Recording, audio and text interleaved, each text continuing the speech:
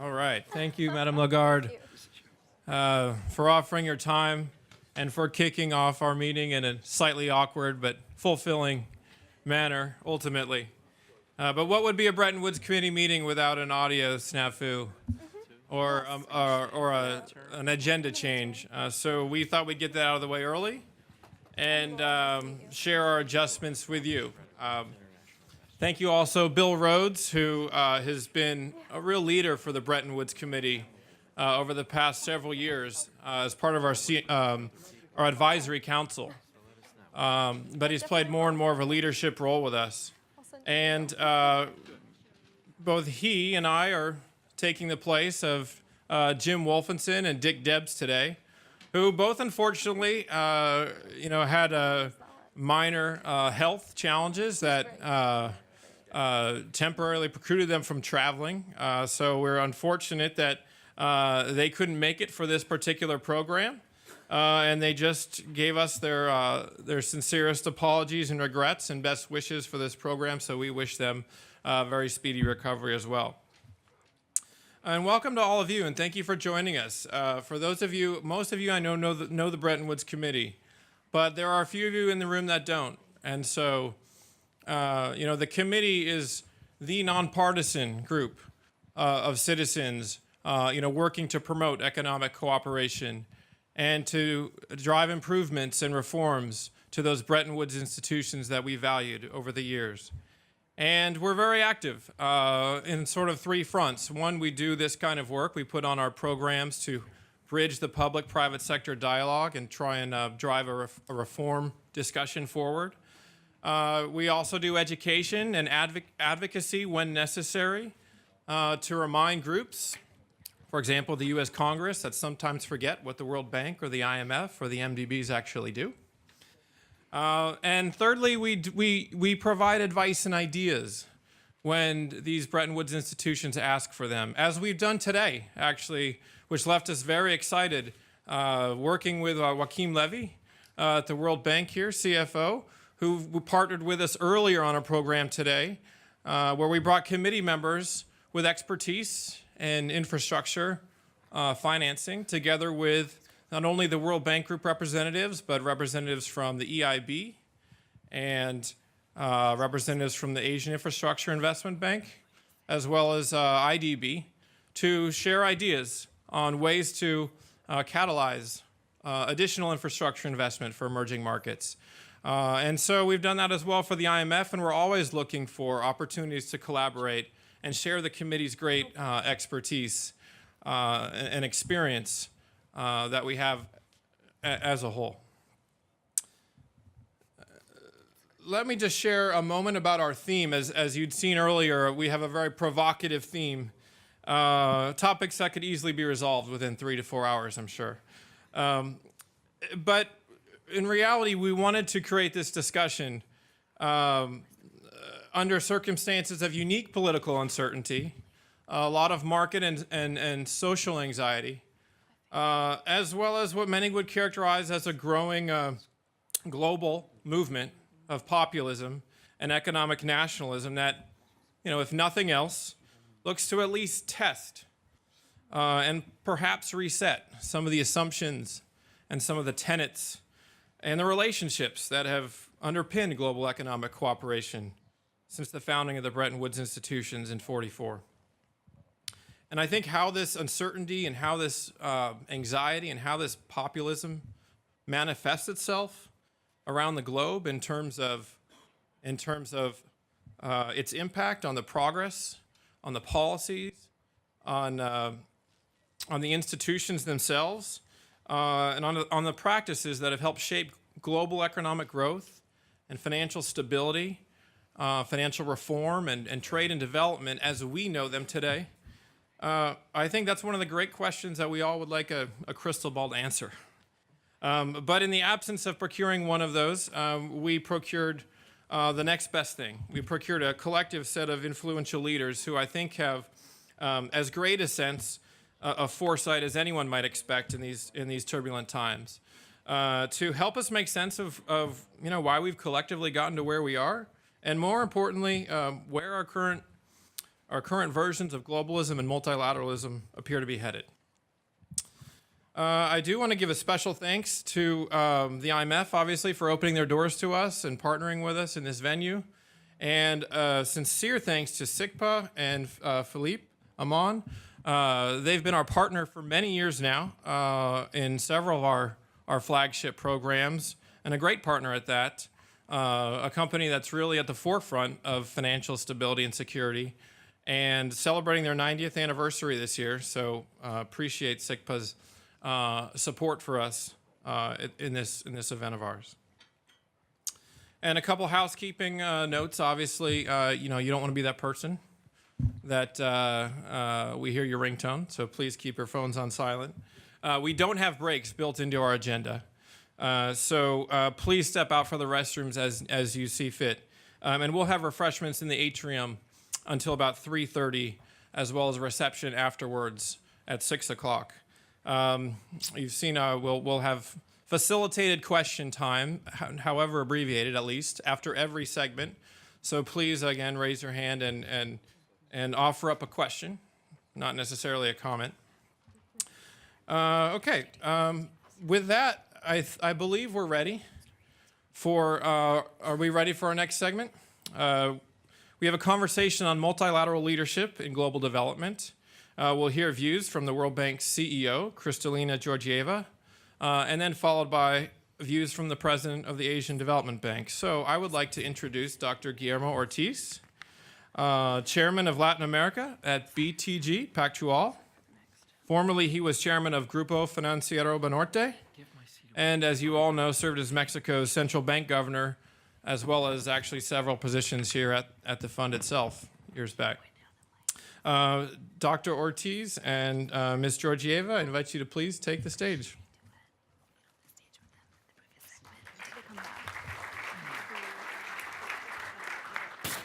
Thank you very much. Great to be here.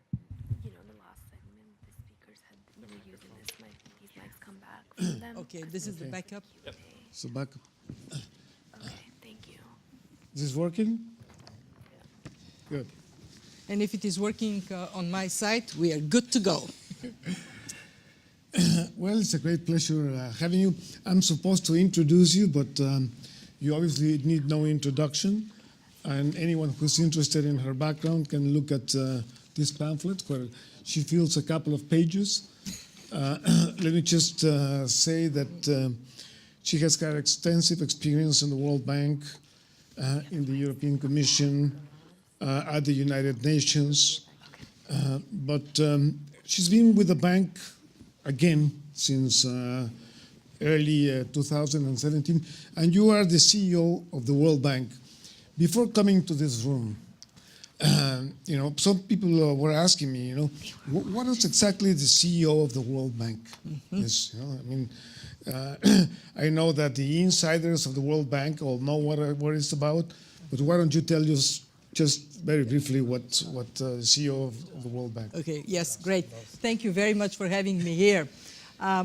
We have in the World Bank Group, as you probably know, 4 institutions. We have, well, actually 5, but 4 that have structures and people that are empowered as I am now to run them. So we have IFC, deals with private sector, and it is run by a CEO.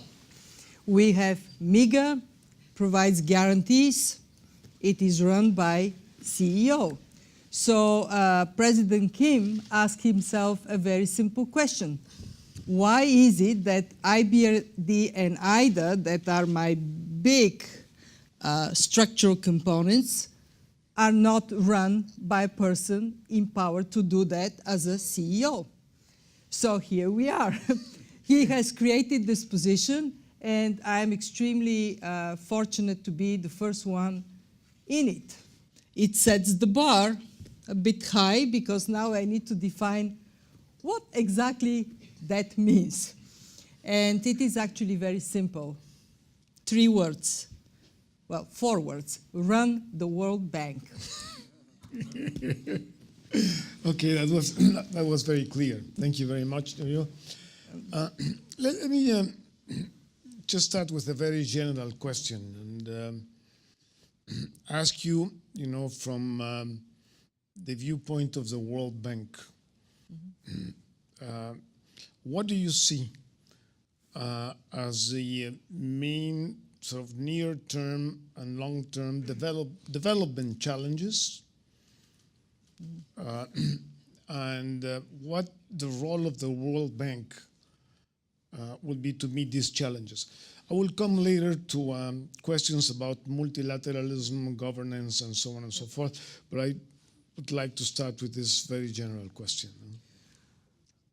Well, to a certain degree, what we face in the near term and what are the long-term development challenges intertwine. Let me tell you, when I travel and meet with our client countries, what is top of mind for most of them? What are going to be the new drivers of growth?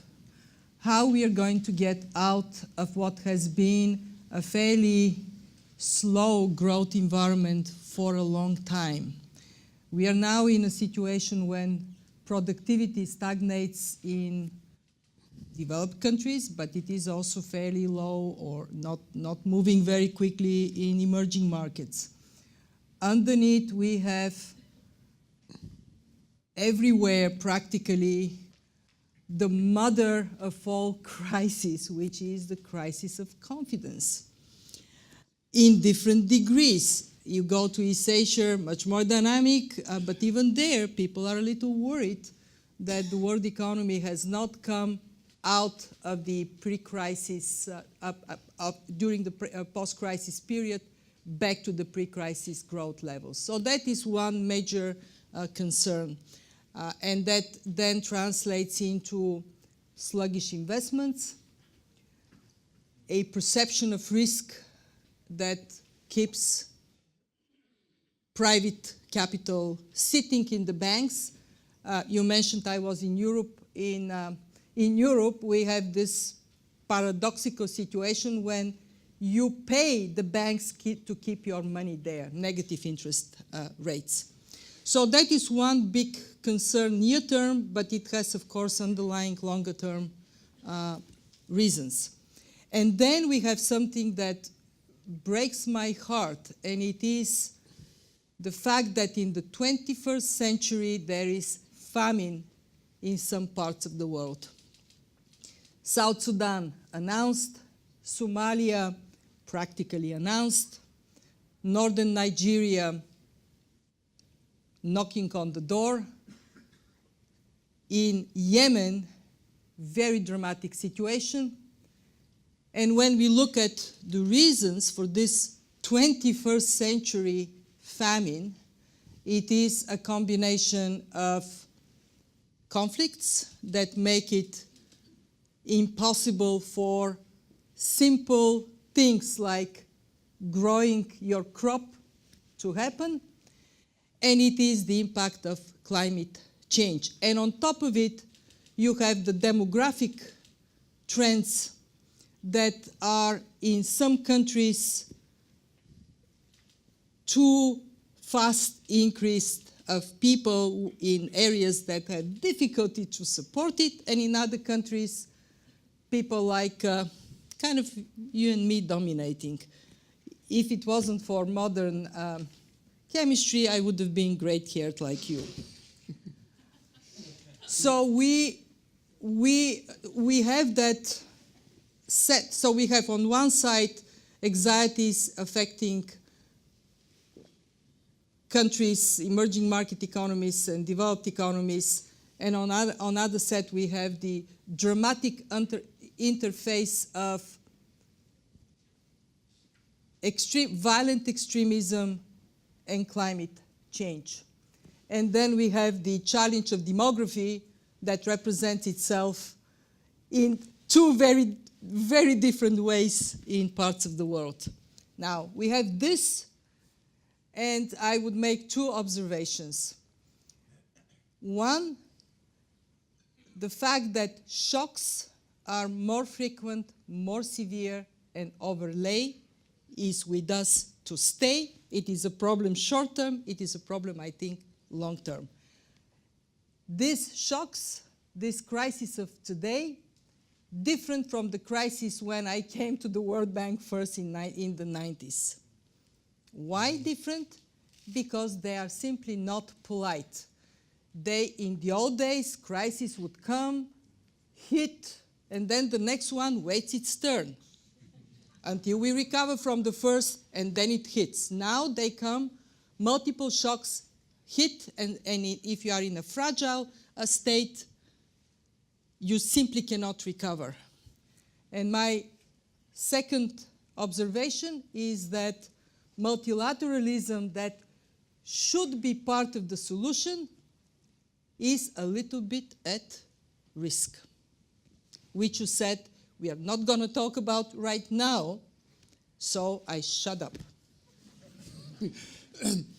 Well, I think that you managed to set the stage in very, I would say in general, but also very vivid terms in what is really, the huge challenge of the world economy now, which is a combination of demography, politics, economics, and forces like climate change and so on and so forth. If we look back, before you entered the World Bank, back to the after World War II, I think one of the huge successes of international cooperation has been precisely the establishment and the actions of multilateral development banks. The first started with reconstruction after the war. If I recall correctly, the first loan of the World Bank, of the Bank of Reconstruction and Development, was to France. Yes, indeed, France. Multilateral institutions leading by the World Bank played a hugely important role in the development process, substituting, for a very scarce resource, which was a combination of technical knowledge and scarce resources for economic development. And this played over 50 years in an extremely useful fashion. Now things have changed. Emerging markets are half the world economy. And the problems that we had a few years ago, as you just mentioned, are not the ones that we're facing today. So the question is, given that multilateral institutions have been reduced in relative and in absolute, relative terms regarding the amount of resources available for development, for emerging markets and so on, what is the role of the World Bank in this new situation? And how can the World Bank play a more active role precisely in reviving this multilateralism which is in danger? The very good question, and of course now during the spring meetings that would be top of mind for people who gather here. A lot of what we have to do today unfortunately brings us back to that word reconstruction that is in the title of IBRD. Because of wars, because of the massive destruction that has been impeding development in quite a number of countries. You just think of Iraq, Afghanistan, the neighborhood affected by the spillover impacts of these conflicts. And now, of course, Syria, we really hope that they will come to talk about reconstruction of Syria. So we need to keep in the back of our mind that, unfortunately, this purpose, raison d'être, unfortunately, is there. But then comes a much more difficult question, and it is when the world economy is expanding to $78 trillion GDP last year, and the resources of the development banks, and I see here a very, very important partner in the development community, the president of the Asian Development Bank, in relative terms, even if they have increased in absolute terms, in relative terms are smaller and smaller vis-a-vis the needs, then the logical question is, how can we swing more financial resources into developing countries so we can bridge this gap? That term, and my colleague Joachim Levy is here, that term from billions to trillions has gotten into our vocabulary, development finance vocabulary. How do you do that? And the answer is by de-risking not only projects, which is what we know how to do, but can we de-risk sectors and countries? Can we make it possible for the financial resources that are now sleeping, virtually sleeping in financial institutions to flow into these riskier environments? And what would it take to do it? We believe in the World Bank that our critical purpose is to work with the other development banks so we can collectively be the tail that wags the financial dog. And we can get from billions to trillions as a result. This sounds abstract. Let me make it concrete. I was in Vietnam a couple of weeks ago. Vietnam is at the edge of unleashing the potential for solar and wind power. Remarkably, for a country so sunny, they don't have it now. They don't have it because the regulatory framework is not there. There is no predictability. The transmission capacity is not there. If you were to connect solar to grid, can't easily move around, and they don't have batteries. They don't have the storage capacity. If they were to have it, the potential for private investments in solar, and people say also wind, are enormous. We talk about potentially $1 invested in regulatory framework, transmission lines and storage, moving up to $30 of private investment in solar. Well, that is the kind of thinking we need to be able to make it possible for private investments to happen on a large scale. And even more so, to make it possible in the riskiest environments. Why should we be talking only about Vietnam? It's relatively well-structured and managed country. How about the Central African Republic? Shouldn't there be private sector going there? And what would it take to make it possible? So we now have at the World Bank an enormous demonstration of trust in multilateralism, despite all we are talking about, and it is our new IDA. IDA 18, I'm sorry, do you know what is IDA? Raise your hand. Okay, so I need to say what it is. The International Development Association is the soft loans grants window or institution as part of our group to help the poorest countries. And it gets replenished every 3 years. The previous replenishment was the 17th in line, and it delivered $50 billion IDA. The IDA 18 replenishment, the one that we just finished, delivered $75 billion of IDA. And I take this to be an optimistic sign that we still can come together to solve our problems.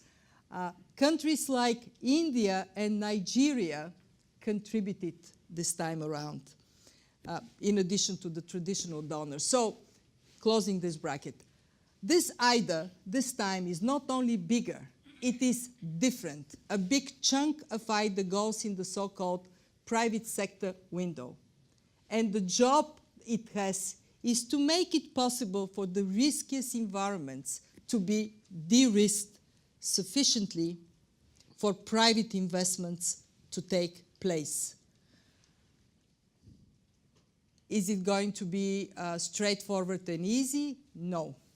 But is this absolutely paramount for us to identify what is the problem that makes it impossible for private sector to invest?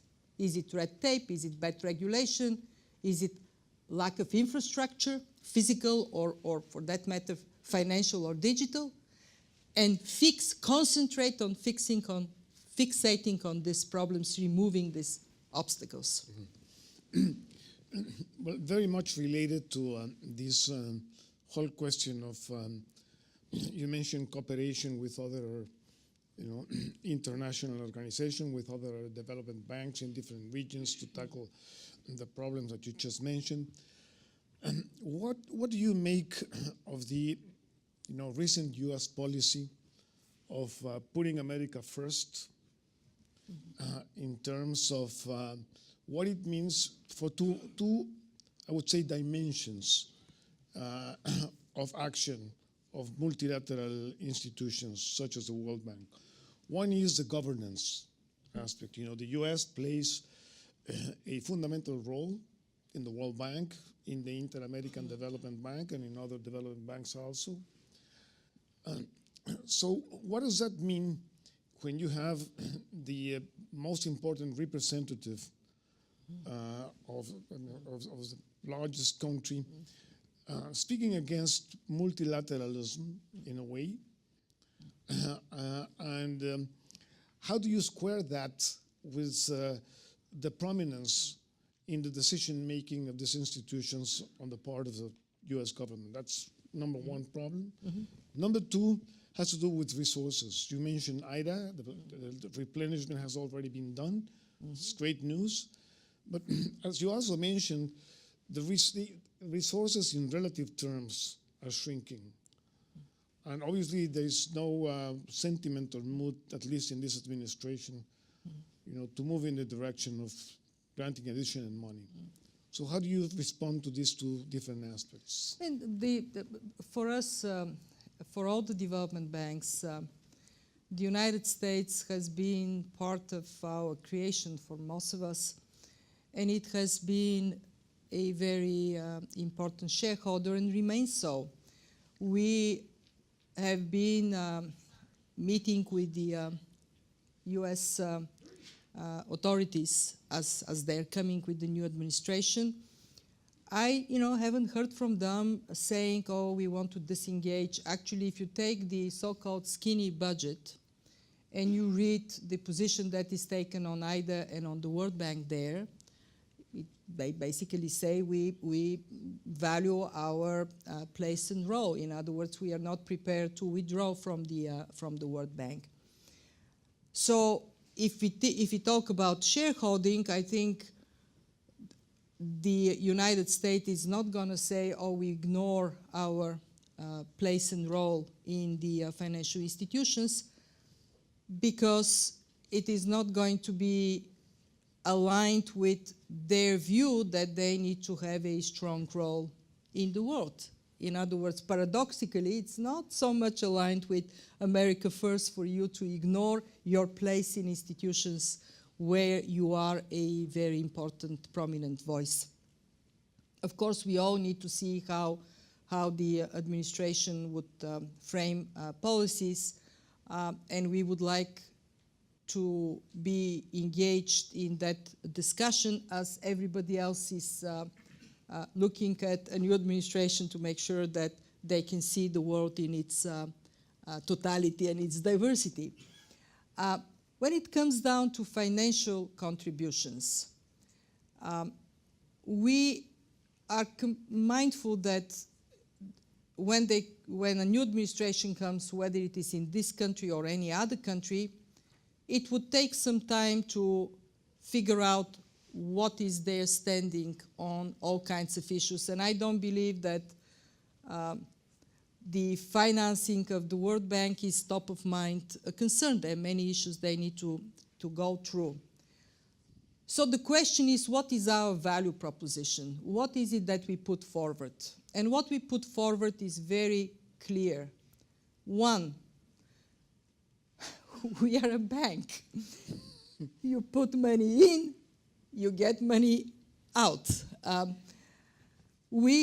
Since we have been created, not very well known, but the total contribution of our shareholders as paid-in capital is, I'm looking at Axel there, $15 billion.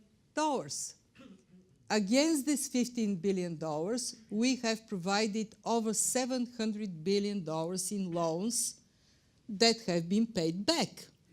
They have been paid back with interest that funds our costs and provides for reserves, increasing the capital of the bank, plus $20 billion that we have given IDA as our contribution, so it reduces the bill to you, the taxpayers. In other words, we are a very good value for money place.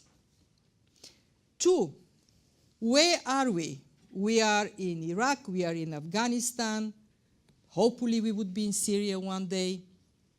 Places that require investments and stabilization.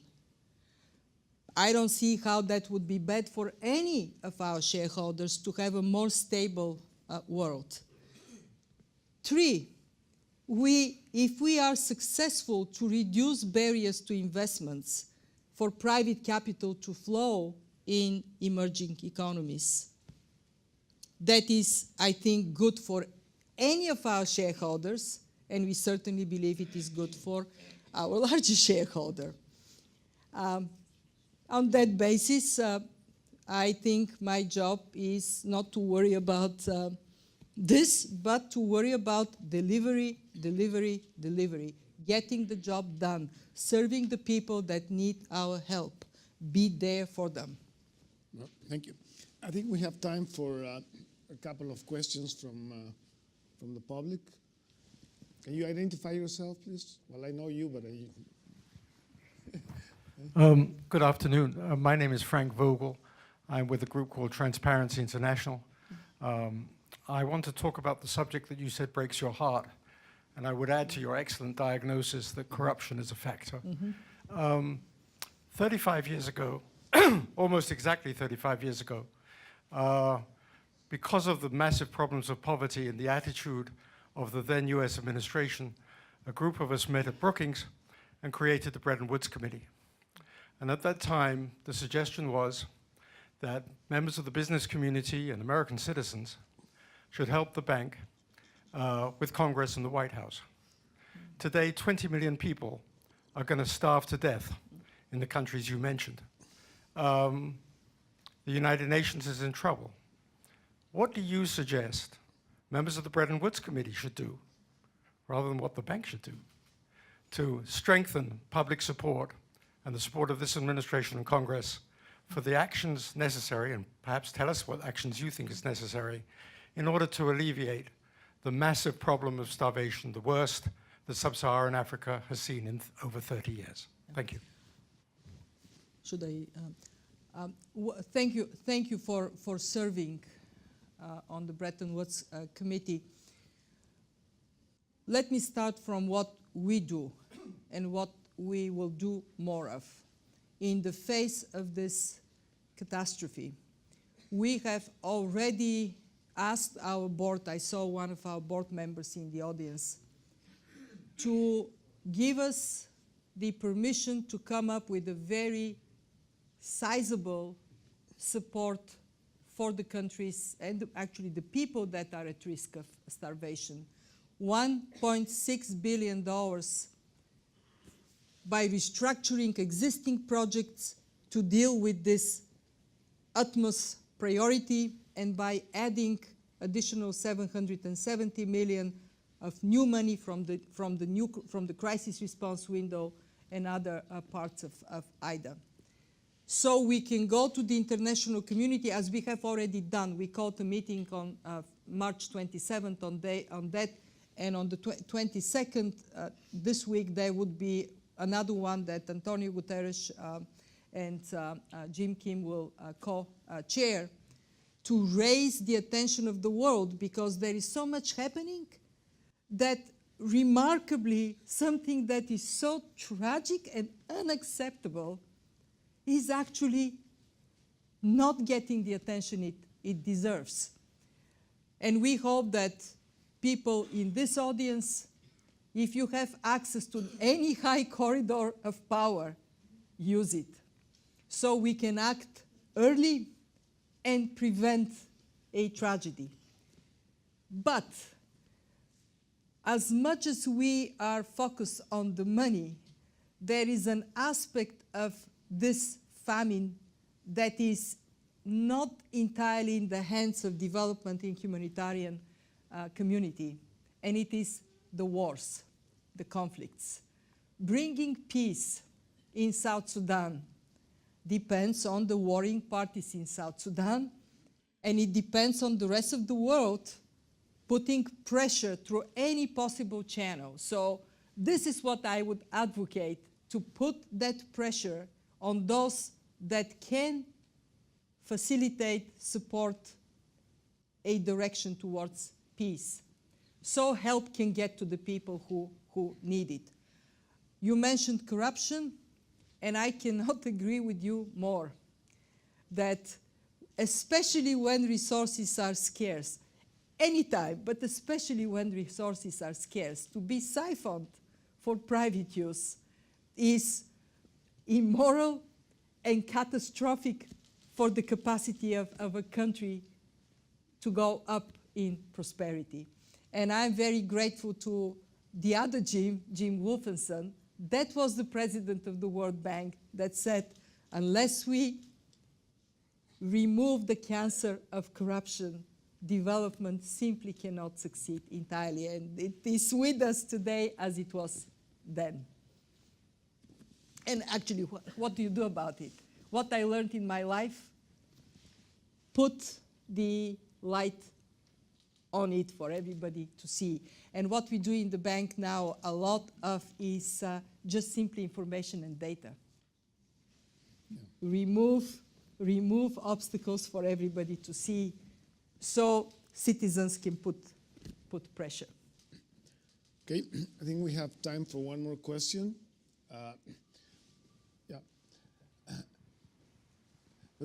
Before you formulate the question, I could not agree with you more on this corruption issue. You know, in the continent, in Latin America, there's always been a corruption problem, but never has it surfaced as it has surfaced recently. And I'm talking in many countries. But the good thing that's coming out of it is that it's in the top of the social agenda, that people are really demanding an end to this. Let me just finish here. Yes, I'm Riaz Naqshbandi from Kogad School of Business at American University. The World Bank and the IMF are doing a wonderful job in advancing the knowledge about Islamic finance. Do you see any additional activities that the World Bank might take in order to disseminate that it is a hidden information, and it is very powerful in terms of advancing so many aspects of alleviating poverty to financing infrastructure projects? Thank you. That is a wonderful question. Yes, we actually have been working with the Islamic Development Bank, and we have issued the first zakat. I think it was for immunization. I'm not sure. I don't take my word on that. But the World Bank has found that we can raise more financing by respecting what would be in the Muslim communities would be a good way to raise money. When I was co-chair of the panel on humanitarian finance, one of the big observations we made was that Islamic finance is the untapped resource to help the world's most disadvantaged people, and we recommended to look into all instruments, the charitable giving, the zakat, the raising finance, and we concluded that if that resource is tapped, it can be in the magnitude of 200 to 400 billion, which of course dwarfs what we do with the development banks. So thank you for the question, and yes, this is something that we take quite seriously and already have some practical experience with. Well, we have several questions from the floor, but we have a time constraint. So let me thank Kristalina. Thank you. Thank you very much.